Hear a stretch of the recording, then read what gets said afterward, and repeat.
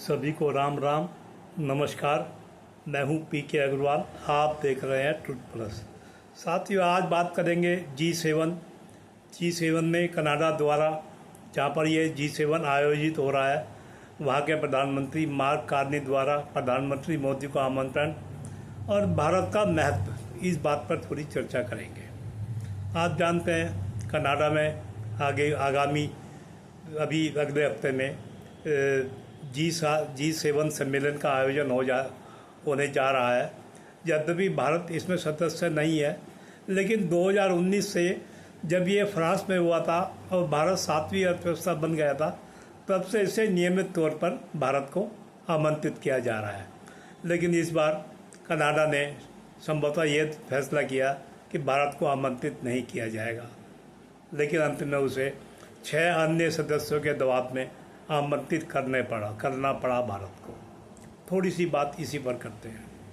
आप जानते हैं भारत और कनाडा के संबंध जस्टिन ट्रूडो के समय से बिगड़ गए थे, जब वहाँ तत्कालीन प्रधानमंत्री जस्टिन ट्रूडो ने भारत के वांटेड आतंकवादी निज्जर की हत्या का आरोप लगाया था। यद्यपि भारत के मांगने पर भी कोई प्रमाण उन्होंने उपलब्ध नहीं कराया था, तो उससे हम भारत के और कनाडा के संबंध खराब हो गए थे। दोनों से दूतावास से भी कुछ कर्मचारी हटाए गए थे। वैसे तो अगर हम पूरा इतिहास देखें, 1985 के कनिष्क अपहरण कांड विमान से भारत कनाडा के संबंध उतार चढ़ाव वाले रहे हैं। कोई जिसे कह सकते हैं कि कोई स्थापित वो बहुत अच्छे संबंध नहीं रहे हैं, ये हम कह सकते हैं। लेकिन खैर, जस्टिन ट्रूडो ने संबंध बिगाड़ने में बहुत बड़ा भूमिका अपनाई। अंतिम में क्या हुआ, कनाडा में चुनाव हुए, जस्टिन ट्रूडो को जाना पड़ा, मार्क कार्नी नए प्रधानमंत्री बने। अब ये कनाडा ने संबंध बिगाड़े थे, तो जिम्मेदारी संबंध सुधारने की भी कनाडा की थी। संभवतः वहाँ के नए प्रधानमंत्री मार्क कार्नी ने भी उसी रास्ते पर चलने का फैसला किया जो जस्टिन ट्रूडो छोड़कर गए थे, यानी भारत से संबंध सुधारने का प्रयास नहीं किया उन्होंने। अब ये उनकी राजनीति है, इस पर क्या कहें। लेकिन भारत का भी अपना एक महत्व है।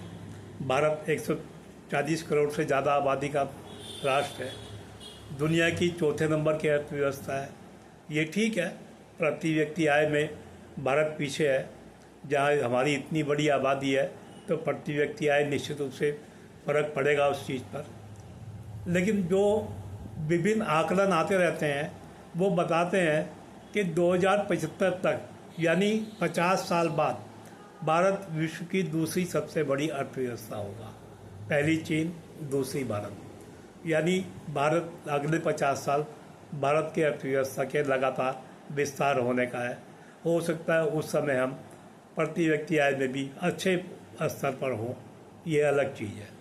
अब आप कल्पना करें, जो भी विश्व का नेता जो अर्थव्यवस्था की समझ रखता हो, व्यापार की समझ रखता हो, वो अगले 10-20 साल की कल्पना करने की क्षमता रखता हो, अपने देश का विकास चाहता हो, वो भारत जैसी बड़ी अर्थव्यवस्था की उपेक्षा कैसे कर सकता है। भाई, अब 6 देशों ने मिलकर कनाडा पर दबाव बनाया कि भारत के बिना आगे चलना मुश्किल है। हालांकि उनके तर्क अलग होंगे। उनके तर्क ये भी होंगे कि चीन से निपटने के लिए भारत का साथ चाहिए, लेकिन मैं यहाँ चीन से निपटने शब्द का इस्तेमाल नहीं करूँगा। हमारा उद्देश्य अपनी अर्थव्यवस्था, अपनी प्रगति करना है। चीन को पछाड़ना हमारा उद्देश्य नहीं है। वो अलग बात है, जब हम आगे जाएंगे तो कोई तो पिछड़ेगा ही, उसमें चीन भी हो सकता है। तो आखिर भारत के आर्थिक महत्व को देखते हुए, भारत की शक्ति को देखते हुए, उन्हें अंत में ये फैसला करना पड़ा कि भारत को आमंत्रित किया जाए।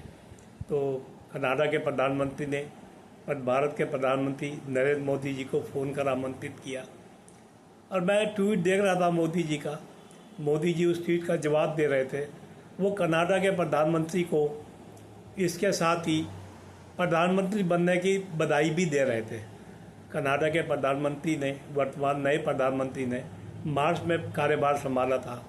इससे पता लगता है कि संबंध इतने खराब थे कि मोदी जी ने उनके कार्यभार संभालने के बाद भी उन्हें प्रधानमंत्री बनने की बधाई नहीं दी थी, जो कि अब उनके आमंत्रण के बाद दी गई है। इससे आप अनुमान लगा लीजिए कि भारत का आर्थिक महत्व क्या है, राजनीतिक महत्व क्या है, सामरिक महत्व क्या है।